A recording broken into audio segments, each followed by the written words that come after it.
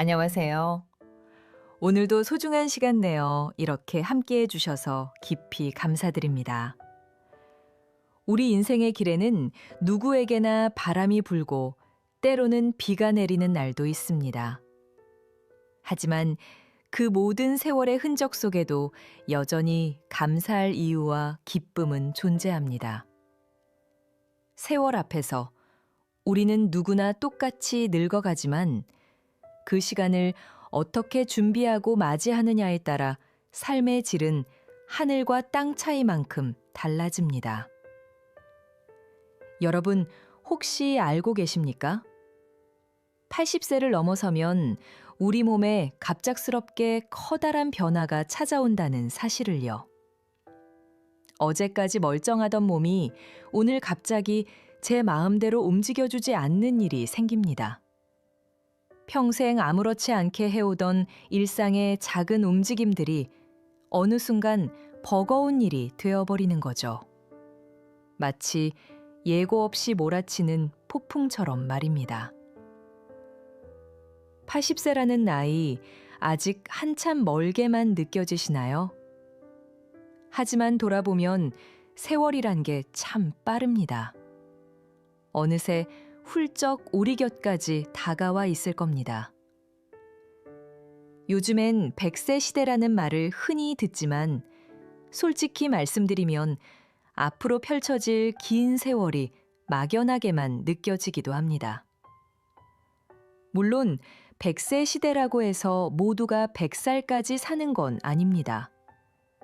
우리나라 사람들의 평균 수명은 대략 80대 초중반 정도입니다. 그런데 문제는 80대를 넘기면서부터 몸 상태가 급격하게 변한다는 겁니다. 컨디션이 자주 무너지고 팔다리에 힘이 빠지면서 가벼운 물건조차 들기가 점점 힘들어집니다. 이때가 되어서야 후회하지만 안타깝게도 80대의 몸은 아무리 애를 써도 회복이 쉽지 않습니다. 잠깐만요. 혹시 오늘 처음 이 영상을 보신 분이 계시다면 구독 버튼 한번 눌러주시고 좋아요도 함께 남겨주시면 어떨까요? 여러분이 보내주시는 작은 응원 하나하나가 더 좋은 이야기를 준비하는 큰 힘이 됩니다. 그럼 이야기를 계속 이어가겠습니다. 80대는 70대와는 전혀 다릅니다. 오늘 건강하다고 해서 내일도 괜찮으리란 보장이 없는 나이입니다. 젊었을 때는 물론이고 60대나 늦어도 70대에라도 건강관리를 등한시한다면 노년의 삶은 정말 고달파질 수 있습니다. 무조건 오래 산다고 좋은 게 아닙니다. 건강하게 오래 살아야 진정으로 행복한 삶을 누릴 수 있는 것입니다. 그렇다면 우리는 다가올 60대 이후를 위해 무엇을 준비해야 할까요? 오늘은 행복한 노후와 불행한 노후를 가르는 핵심 7가지를 말씀드리겠습니다. 첫 번째, 남과 비교하지 마세요. 다른 사람과 나를 비교하는 건 불행으로 가는 가장 빠른 길입니다. 특히 은퇴를 앞둔 50대, 60대에 남들과 나를 견주는 건 전혀 도움이 되지 않습니다. 좋은 차를 타고 다니는 사람, 넓은 집에 사는 사람을 보면 자연스럽게 나와 비교하게 되고 그러다 보면 모임에 나가기도 꺼려지면서 외로움만 깊어집니다. 더 위험한 건 뒤늦게 뭔가 해보겠다고 관심도 없던 무리한 투자나 사업에 뛰어드는 겁니다. 아무리 수명이 늘어났다 해도 50대 이후는 인생이 내리막길로 접어드는 시기입니다. 계절로 치면 다시 씨앗을 뿌리고 키우는 때가 아니라 그동안 애써 일군 것들을 거두어들이는 시기라는 뜻입니다.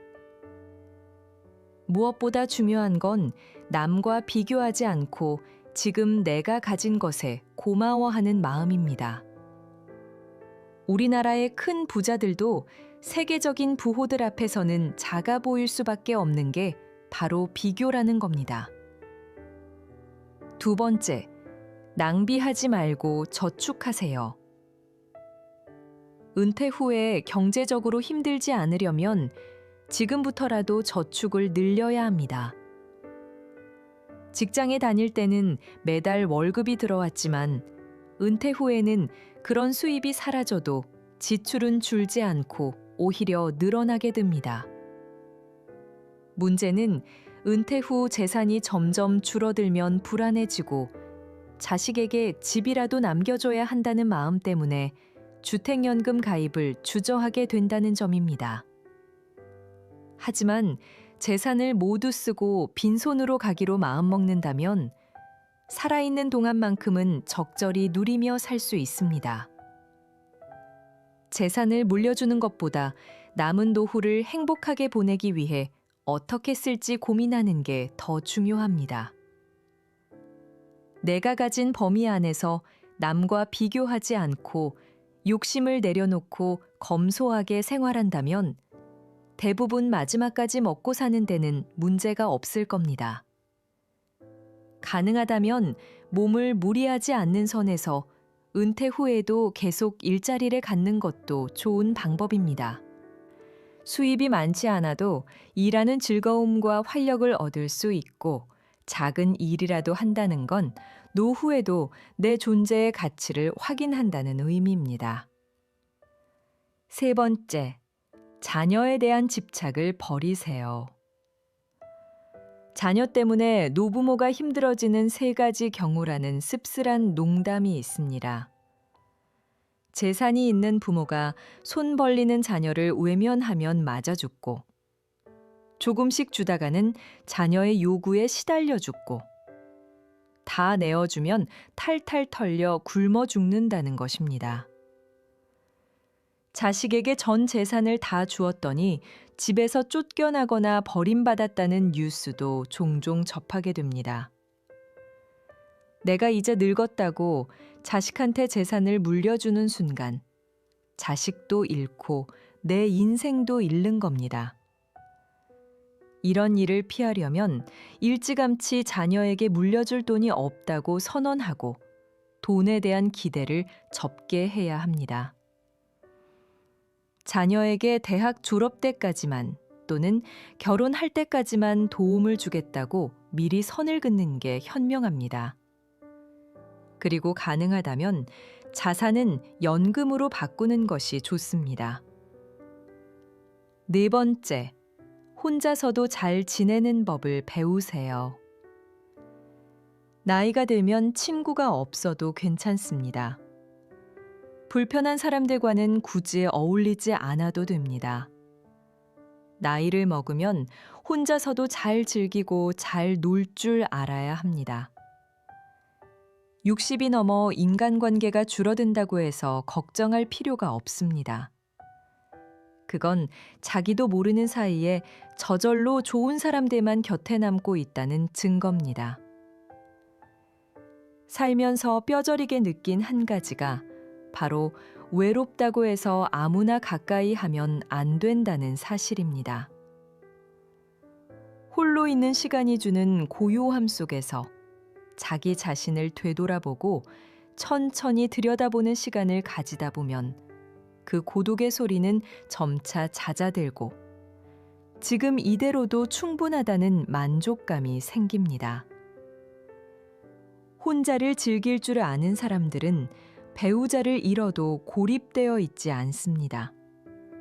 단골 식당이나 카페 주인, 복지관 선생님, 봉사활동 모임 등 다양한 사람들과 느슨한 관계를 이어갑니다. 이러한 관계들이 삶을 지탱해주는 중요한 안전망이 되어줍니다. 5번째, 체력을 기르고 건강을 지키세요. 누구나 오래 사는 것을 꿈꿉니다. 하지만 오래 산다고 다 행복할까요? 김 씨는 100세까지 살았지만 75세부터 25년을 병원과 집만을 오가며 침대에 누워 지내야 했습니다. 반면 박 씨는 87세까지 살았지만 죽기 얼마 전까지 텃밭에 나가고 친구들과 단풍 구경을 다니며 건강하게 활동했습니다. 중요한 건 얼마나 오래 사느냐가 아니라 얼마나 건강하게 사느냐입니다. 그리고 무조건 살을 빼야 한다는 고정관념을 버리세요. 60세가 넘어가면 노화로 인해 근육량이 점점 줄어듭니다. 살을 빼는 것보다는 근육을 늘려 노쇠를 예방하는 자세로 바꿔야 합니다. 양손의 엄지손가락과 집게손가락으로 동그라미를 만들어 종아리의 가장 두꺼운 부분을 감싸보세요. 손가락이 닿지 않을 정도로 종아리가 굵다면 근육이 충분한 상태입니다. 반대로 손가락이 만나거나 겹쳐지면 근육이 부족한 것이니 각별히 주의하셔야 합니다. 은퇴하고 나면 열심히 운동해야지 하는 분들이 계신데 지금 당장 오늘부터 운동을 시작해서 남은 수십 년을 살아갈 근육을 미리 붙여놓고 체력도 만들어 놓으시길 바랍니다. 6번째, 바른 자세를 유지하세요. 하루하루 어떤 생활 습관을 가지고 살아가느냐에 따라 자기도 모르는 사이 등이 굽거나 허리가 구부정해질 수 있습니다. 평소의 자세를 주기적으로 점검해 주는 게 중요합니다. 벽에 발 뒤꿈치를 붙이고 바르게 섰을 때 등과 머리 뒷부분이 벽에 닿지 않는다면 자세가 앞으로 기울어졌다는 증거입니다. 자세가 좋아지면 외모도 한결 젊고 생기 있어 보입니다. 나이가 들어서도 멋진 매력을 유지하는 사람들의 공통점은 적당한 체중과 꼿꼿하게 바른 자세입니다. 7번째, 인생의 8알은 잊어버려도 괜찮습니다. 모든 성과의 80%는 노력의 20%에서 비롯된다는 파레토의 법칙을 들어보셨나요? 나라는 존재의 중심이자 나를 나답게 만드는 무언가는 20% 안에 담겨 있습니다. 20%를 잘 붙잡으면 인생의 80%는 잊어버려도 큰 문제가 없습니다. 화려한 레스토랑에서 식사를 하거나 비싼 외제차를 몰고 남부럽지 않은 집에 사는 것은 사실 그리 중요한 게 아닙니다. 반면 가족과 함께 밥 한 끼를 먹을 수 있는 시간, 내 두 발로 내가 좋아하는 곳에 갈 수 있는 체력, 내가 좋아하는 음악을 듣고 책을 읽을 수 있는 공간이 있다면 나머지는 아무래도 상관없습니다. 60 이후에는 정말 중요한 것들에 집중하는 시간이 되어야 합니다. 노년이란 쇠퇴하는 시기라는 인식이 일반적이지만 사실 인생 후반부는 자녀를 독립시키고 사회에서도 일선에서 물러나 홀가분해지는 시기입니다. 이 시기야말로 비로소 온전히 자유로워질 수 있는 시간입니다. 타인을 용서하고 나 자신을 용서하는 넉넉한 마음도 필요합니다. 또한 행복이 무엇인지에 대해 너무 깊이 고민하지 않는 게 좋습니다. 너무 깊이 고민하면 오히려 일상 속의 작은 행복들을 놓치기 쉽기 때문입니다.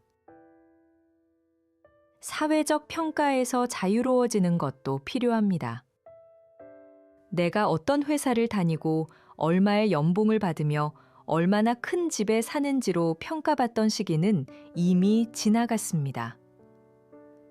외부의 시선과 불필요한 고정관념에 사로잡히지 말고 스스로의 기준에 따라 살아가야 합니다. 세상의 기준, 타인의 평가, 불필요한 의무감과 인간관계는 모두 홀가분하게 잊어버리세요. 자신에게 정말 소중하고 본질적인 것에만 집중하는 지혜로 앞으로의 시간을 채워나가세요. 사람들이 죽음 앞에서 가장 후회하는 것을 살펴보면 우리가 일상에서 쫓는 사회적 성공이나 재물에 대한 것은 거의 없습니다. 무엇보다 자신을 더 사랑하고 하고 싶은 일을 하며 더 많이 웃고 즐기셨으면 합니다. 웃음과 즐거움이야말로 진정한 건강의 비결이니까요. 시간은 강물이 바다로 흐르듯 계속 흐르고 우리는 매일 우리의 종착지를 향해 가고 있습니다. 내게 주어진 것에 감사하고 그것을 있는 그대로 받아들이면 행복의 답이 내 안에 담겨 있다 합니다. 행복은 멀리 있는 게 아니라 지금 여기 내 마음속에 담겨 있는 겁니다. 인생이란 바로 여기 지금입니다.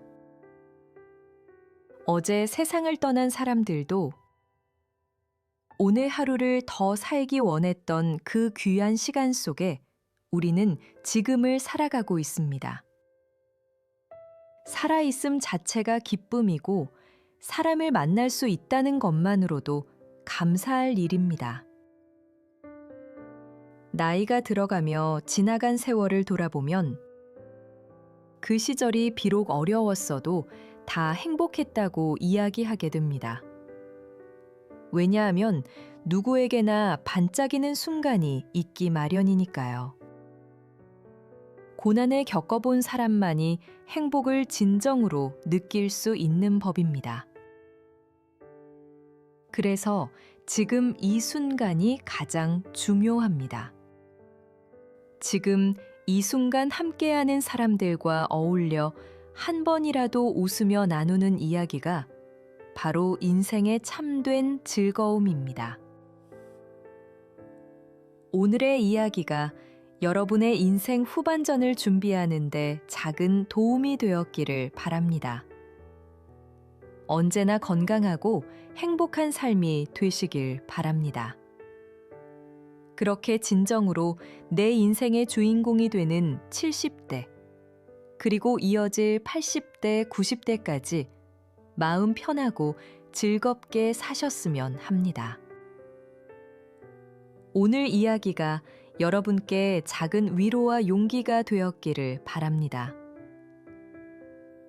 영상이 도움이 되셨다면 좋아요 버튼으로 응원해 주시고 아직 구독하지 않으셨다면 구독 버튼도 꼭 눌러주세요. 여러분의 작은 관심이 더 좋은 내용을 만드는 큰 힘이 됩니다. 인생의 후반전은 단순히 남은 시간이 아니라 진짜 나를 만나는 여정이라 합니다. 여러분은 지금 어떤 마음으로 그 시간을 맞이하고 계신가요? 오늘 말씀드린 7가지 중에서 가장 와닿았던 부분은 무엇인가요? 댓글로 여러분의 생각을 들려주세요. 서로의 이야기가 모여 더 깊고 품격 있는 노년의 의미를 만들어갈 수 있을 것입니다. 늘 건강하시고 여러분의 아름다운 인생 후반전을 진심으로 응원합니다. 끝까지 시청해 주셔서 감사합니다.